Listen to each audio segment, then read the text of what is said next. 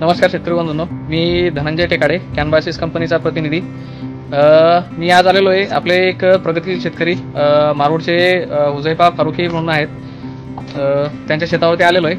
तर त्यांचा हा इथं पिलबाग आहे, इथं त्यांनी एक नवती घेऊन टाकलेली आहे आणि पिलबाग सोडलेला आहे। तर त्या पिलबागामध्ये काही ठिकाणी आपल्याला झाडांचं झेंडू होण्याचं प्रमाण दिसतंय। म्हणजे काय होतंय की नवीन जे पानं निघतात ते एकदम बारीक निघताय आणि व्हायरस सारखे निघताय। तर त्याच्यावर आम्ही बघत असताना आम्हाला त्याच्या मुळावरती गाठी दिसून आल्या, ज्या निमॅटोडच्या गाठी आहेत त्या आपण एकदा बघूया।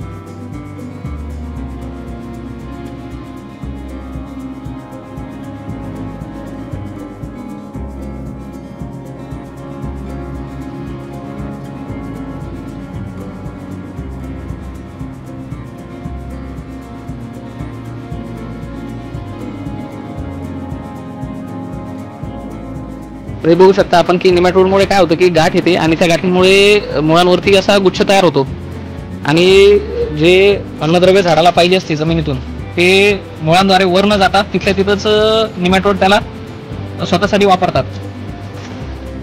त्याच्यामुळे आपल्या झाडाचा विकास होत नाही किंवा त्याच्या वाढीसाठी त्याला चालना मिळत नाही।